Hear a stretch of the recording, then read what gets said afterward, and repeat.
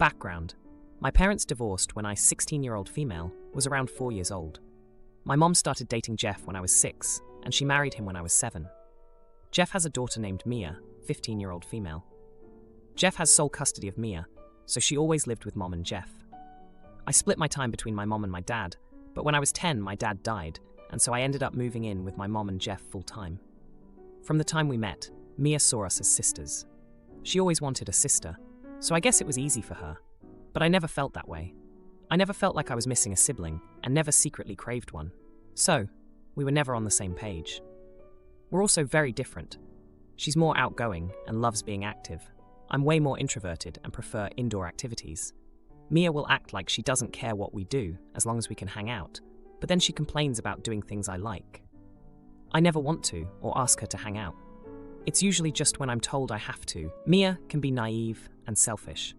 She thought that because she wanted me all the time, I had to stop going to my dad's place. For 3 years, she kept insisting that I wasn't allowed to go. She was rude to my dad the few times they met. After he died, she thought she could decide that I was sharing her room instead of using mine. Then there's my stuffed animal.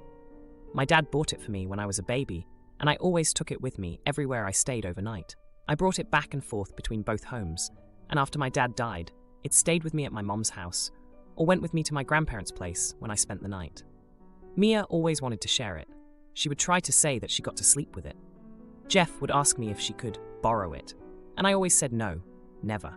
Then, after my dad died, she got even more annoying about it, and my mom tried to set up a schedule for it. I lost my temper, and my mom backtracked on that idea. Even today, she still tries to make it a shared possession. I don't let her see it and keep it on me at all times. Even at school, it's always in my backpack. I know people will say that this is a typical sibling relationship, and I guess it is, but I don't love her or consider her as my family, and I never have. Recently, for school, we had to do this family history project. It could be about whoever we considered family, and I mostly wrote about my dad and my paternal family. I did mention that I had no siblings. I hardly mentioned my mom, and never mentioned Jeff or Mia. The night I finished, my mom and Jeff decided they wanted to look over both of our homework assignments, and Mia decided to read mine over my mom's shoulder. I was in the bath, and when I came downstairs, I found Mia crying, and my mom and Jeff were both angry.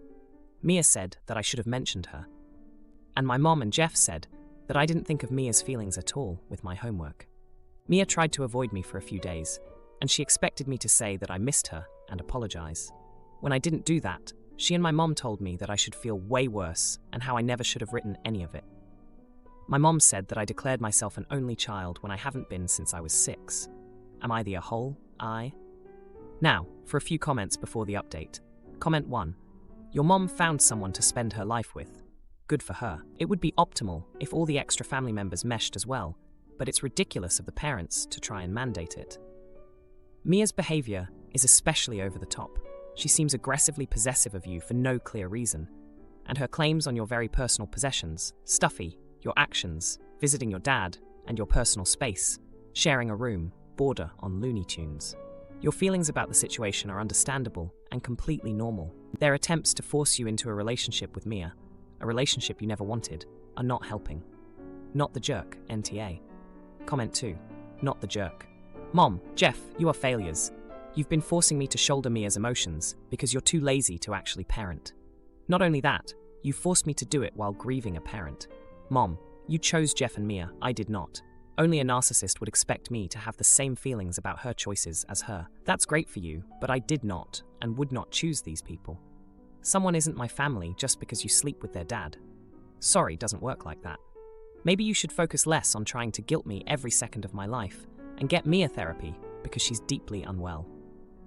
Now for the update. Hey Reddit, it's been 3 months since I last posted about my family drama, and boy, do I have an update for you all.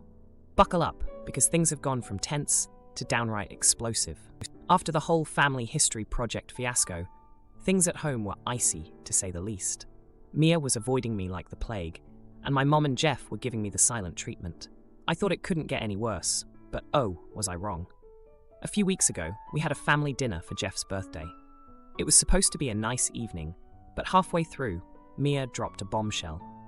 She announced that she had applied to a summer exchange program in another country. The room went silent. Mia looked at me with this expectant gaze, like she was waiting for me to beg her not to go. But I didn't. I just said, "That's cool," and went back to eating. You could cut the tension with a knife. The next day, I found out that Mia hadn't actually applied for the program. She made it up to get a reaction out of me. When I confronted her about it, she broke down and admitted she felt like I didn't care about her at all. I didn't know what to say. I mean, we've never been close, but I didn't think she'd go to such lengths for attention. In the midst of all this, my mom tried to mend fences by organising a Sisters' Day out for Mia and me. I went along with it, hoping it would smooth things over. We went shopping, had lunch, and even saw a movie. It was okay, I guess. But then, as we were heading home, Mia insisted we take a detour to our old neighbourhood where my dad and I used to live. Standing outside the house where I'd spent my early childhood, memories flooded back. Mia started talking about how she wished she could have met my dad, how she felt like she missed out on having a real sister because he was gone. It was a strange moment, and for the first time, I saw a different side of Mia. I didn't know what to make of it. Just when I thought things might be getting better, another curveball came my way. Remember my stuffed animal, the one my dad gave me? Well, one day, it went missing. I tore my room apart looking for it, but it was nowhere to be found. I was devastated. That's when Mia came into my room, holding the stuffed animal. She said she'd found it in the living room and thought it was hers. I was furious. How could she think it was hers after all the times I told her it wasn't? We had a huge fight. I yelled, she yelled, and then Jeff got involved. He tried to mediate, but things just escalated. In the heat of the moment, Mia blurted out that she'd taken the stuffed animal on purpose. She wanted to see if I'd fight for it, to prove that I cared about something that connected us through my dad. I couldn't believe it. I felt so betrayed. The aftermath was a mess. My mom was upset that we were fighting again, and Jeff was stuck in the middle, trying to keep the peace. I started spending more time at my grandparents' place to avoid the drama at home. Now, here's where the misunderstanding comes in. Last week, I came home from school to find Mia in tears again. She'd been looking through some old photo albums and found pictures of me and my dad. She thought I'd put them there to hurt her, to remind her that she'd never be a part of those memories. But the truth was, I hadn't touched those albums in years. My mom had been the one to take them out, hoping to find a way to connect our blended family by showing Mia more about my dad's side. It was a well-intentioned move that backfired spectacularly. So, here we are. Mia's upset, thinking I'm trying to exclude her from my past. My mom's trying to fix things she didn't break, and I'm just tired of all the drama. I never wanted any of this. I just wanted to keep my memories and the few things I have left of my dad to myself. Is that so wrong? I set up college funds for all 3 kids with one condition, and daughter wants to attend community college. BC, it waives tuition fees. Oh boy, she missed the deadline to enroll in most universities. My ex-wife and I, 51-year-old male, have 3 children together. We have 2 sons who are 15 and 13, and a daughter who is now 18. Their mother and I agreed on a 50-50 custody arrangement after we split up and have stuck to it until this issue arose. My daughter hasn't spoken to me since last summer due to an argument she and I had about college. I have college funds for all 3 of my kids and had an agreement with them that they would receive it after graduating high school as long as they attended a state university, not community college. I wanted to set them up for success later on, and I knew future employers would take them more seriously if their degree was from a legitimate 4-year college. Last spring, my daughter and I got into an argument about this. She was filling out financial forms for college and asked me for my tax returns. While we were going over the forms, I noticed that she put down a local community college. And when I pointed it out, she told me that her mother encouraged her to because they waived the tuition fees for first-time college students, so we wouldn't have to pay for any of it. I told her that she shouldn't be asking me for my information if she was going to use it to do something that I've made clear I don't support. She told me that she thought I just meant I was against paying for it, and I told her that I had been crystal clear and that she knew what I had meant, and that she was being sneaky and taking the easy way out. Eventually, I stormed out. I figured that it would blow over by the next day, as it usually does when we have a fight. However, she told me a few days later that she reached out to the financial aid company and asked to submit the forms with only her mother's financial information. They ended up approving her request, but it was a long process and didn't get completed until after the deadline to enroll in most universities for the fall semester. As a result, she wasn't able to start college last semester and ended up getting a job instead. My daughter told me that since I clearly wasn't going to help her, that she would move in with her mother full-time after she turned 18, which was during the summer, and she started college this semester. I told her that was ridiculous and that she was being petty and that she sabotaged herself. And if she had just enrolled in a real college like I told her to, she would have been able to complete the paperwork without a problem. She told me that she hated me and was cold and distant to me until she moved out permanently. That was all during spring and summer of last year, and my daughter hasn't spoken to me since. I pretty much forgot about it until my youngest son told me this morning that he misses her being there when they spend the week at my house, and how he wishes I hadn't been so harsh. In retrospect, I might have been too harsh with it. Am I the idiot? Now, for a few comments before the update. Comment 1. You are the jerk. 100% and jerk.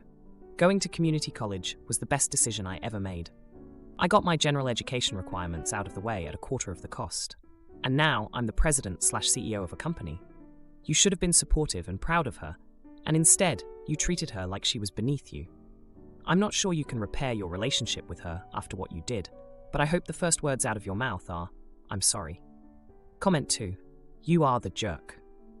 Yeah, community college is a bad plan if you're trying to go for a high-power academic career, or planning to apply for a top-tier medical school or graduate program. Is that what she's planning? Why is this entire conversation about where she's going and not about what she's planning to study and why she thinks community college is a better fit? I pretty much forgot about it. It being your oldest child. Now, for the update. Hey everyone, thanks for all the support on my last post. It's been a crazy few days and I've got quite the update for you all. So, after my youngest son mentioned missing his sister, I couldn't shake the feeling that I needed to make things right. I decided to reach out to my ex-wife to see if she could help me mend things with my daughter. She agreed to talk to our daughter about meeting up with me. The next day, my ex-wife called me with news that made my heart sink. My daughter had been seeing someone, a guy she met at her job. This guy was older, and my ex-wife didn't approve of him. She thought he was bad news, and she was worried. I felt a pang of guilt, thinking that if I hadn't pushed my daughter away, maybe she wouldn't have ended up in this situation. I was determined to fix things, so I asked my ex-wife to set up a dinner for the four of us. Me, her, our daughter, and this new guy. I wanted to meet him and show my daughter that I was willing to be a part of her life, no matter what. The dinner was tense from the start. My daughter was standoffish, and her boyfriend had an arrogance about him that rubbed me the wrong way. But I kept my cool, trying to reconnect with my daughter. I asked about her job, her plans for the future, and I even apologized for the argument we had about college. That's when things took a turn. Her boyfriend started bragging about how he was going to start his own business and how my daughter was going to help him with it. He made a snide remark about how she didn't need college when she had him. I saw red, but I bit my tongue. My daughter seemed to shrink a little at his words, and I realized she wasn't as happy as she was pretending to be. After dinner, my daughter asked to speak to me alone. We walked to a nearby park, and she broke down. She admitted that her boyfriend was controlling and that she felt trapped. She said she missed her family and that she was sorry for how things had turned out. I hugged her, and we both cried. It was a moment I'll never forget. I offered to help her leave him, but she said she needed to figure things out on her own. She wasn't ready to come home yet, but she promised to keep in touch. It was a small victory, but it was something. The next day, my sons were over, and I told them about the dinner. They were shocked, but happy to hear that their sister was talking to me again. We spent the day together, playing video games and just being a family. It felt like old times, and I could see the joy in their eyes, but the happiness was short-lived. That evening, my daughter called me, crying. Her boyfriend had found out about our talk and had kicked her out. She had nowhere to go. I told her to come to my house, and within an hour, she was there, her belongings in a couple of bags. She's been staying with me for the past 2 days, and it's been a joyride of emotions. We've talked a lot, and she's opened up about how she felt after our argument. She felt abandoned and like I didn't believe in her. I apologized, and we've been working through it. My sons are thrilled to have their sister back, and it's like we're a complete family again. But there's a sadness there too. My daughter is starting over, and she's unsure about her future. She's considering enrolling in college next semester, but she's scared. As for me, I'm just grateful to have her back in my life. I've realized that my approach to parenting needs to change, and I'm working on being more supportive and less controlling. Mom resents me for Dad not staying with her after one night stand. Now her husband Greg disrespects Dad and tries to be the father figure. I refuse to cook or spend time with them. My parents had a one-night stand, and I'm the result of that. The relationship with my mom has always been strained because she resents my dad for not being with her after they made me, something she has voiced on and off for my whole life. Even when I, 16-year-old male, was like 5, I remember her ranting about how selfish my dad was for that. She engaged in parental alienation a lot over the years, but the courts never did anything, and my dad did try to fight against it in court. When I was 7, my mom got with her husband Greg, and they have kids together. Greg is a jerk, and an even bigger jerk than my mom, which I wasn't sure was possible for a while, but you know. He has talked about my dad being really girly, and how he's worried Dad will turn me gay. He and Mom tried to sue for custody of me, stating they could give me a 2-parent home, and Greg even tried to argue that he was a better dad to me than my dad was. They lost this battle, of course, but that was the kind of nonsense they do. Greg would get upset when I told him he wasn't my dad, and I wasn't going to call him Dad or Pops. He said I should be calling him that, and I should want to be his son, since he's such a man, and he's with my mom. My dad was the parent I could vent to, and never hear a bad word said about Mom or Greg. He would never shame me for what I said. He wouldn't push his opinion on me. He would just listen, and he would encourage me to write about it if I needed to. He tried to put me in therapy when I was 8, but my mom blocked it, and the courts were like, just leave it be, since he's doing fine in school. Dad bought me a journal to help me write stuff out, and it helped. Greg found it in my bag one day and acted like my dad had dressed me in sexualized clothing or something. He was so disgusting about a journal being for girls and not something you give to a son. So I don't like Mom or Greg, and I really don't spend any time with their kids, aka my half-siblings. I know the kids aren't to blame, but I try spending as little time in that house as I can. My dad taught me a lot of life skills, and cooking is one of them. I also know how to sew up holes in clothes and stuff, and do general DIY stuff. I'm actually a pretty good cook, and sometimes I cook for Dad or our extended family, though usually it's with Dad's help when others are over, because he says I'm a kid and shouldn't have to do it all. A few weeks ago, Greg decided to stalk my dad's Instagram and saw posts Dad made about food I cooked for us. Greg told my mom, and they were all kinds of angry that I never cook at their house, and I have never ever helped them with dinner or fed anyone there. They told me I should be doing that stuff for them too, and I said no.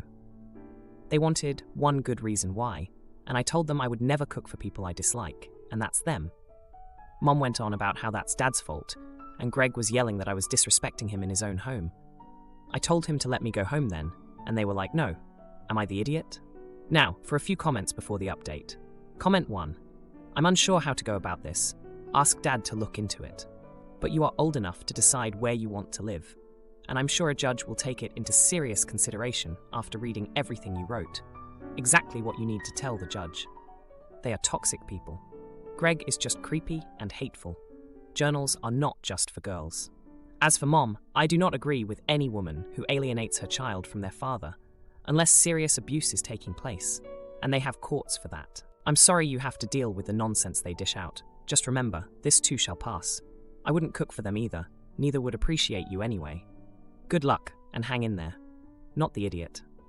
Comment 2. Not the idiot. Greg and your mom sound like toxic, selfish people. It's no wonder you would limit your interactions with them as much as you can. They didn't ask you to cook for them before. They only want you to now out of jealousy. Your dad, on the other hand, sounds like a great father and role model. It's great that you have him to help you weather the storm. Now, for the update. A lot has happened since my last post, and I've got to say, things have taken some unexpected turns. After the whole cooking fiasco, things at my mom's house got even more tense. Greg, who's always been a thorn in my side, took it to a whole new level. He started picking fights over the smallest things, like if I left a glass on the counter, or didn't say thank you loud enough. It was like he was looking for reasons to be mad at me. But the real heartbreak came out of nowhere. My dad, who's always been my rock, got into a huge argument with my mom over the phone. I overheard him saying that he was tired of her trying to control everything, including me. He said he was done playing nice.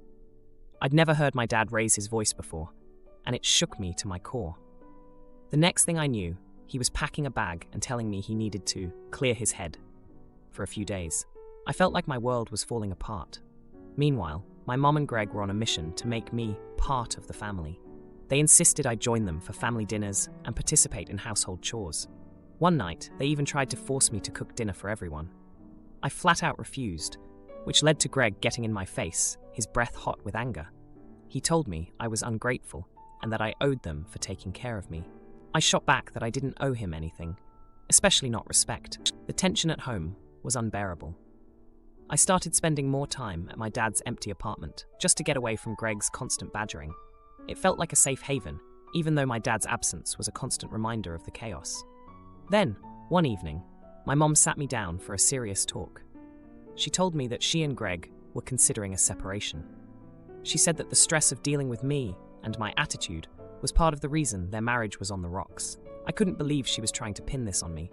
I was so angry, I couldn't even speak. I just got up and walked out of the room. A few days later, my dad came back. He looked tired and worn out, but he hugged me like he never wanted to let go. He apologized for leaving so suddenly and promised it wouldn't happen again. I wanted to believe him, but the fear that he might leave again lingered in the back of my mind. Things didn't get any better with my mom and Greg. They were constantly at each other's throats, and I was always caught in the middle. Greg would throw my dad's name around like an insult, and my mom would just stand there saying nothing to defend me or my dad. One night, the inevitable happened. Greg and my mom had a blowout argument that ended with Greg storming out of the house. He didn't come back for days. My mom was a mess, and for the first time, I saw her as vulnerable. She cried a lot and kept saying she didn't know what to do. I felt bad for her, but I also felt angry that she was trying to make me feel guilty for their problems. In the midst of all this, I found out from one of my half-siblings that Greg had been saying some really nasty things about my dad behind his back. Things about how he was a bad influence on me, and how I'd end up just like him if I wasn't careful. I was furious. I confronted Greg about it when he finally came back, and we had a huge shouting match. It ended with him saying that maybe it would be better if I just lived with my dad full-time. I was stunned. Part of me wanted to leave and never look back, but another part of me was scared of what that would mean for my relationship with my mom and my half-siblings. If you liked this video, you'll probably like these too. Also, while you're here, please consider subscribing. It's your support that keeps this channel alive and allows me to make better and longer videos. Have a great day.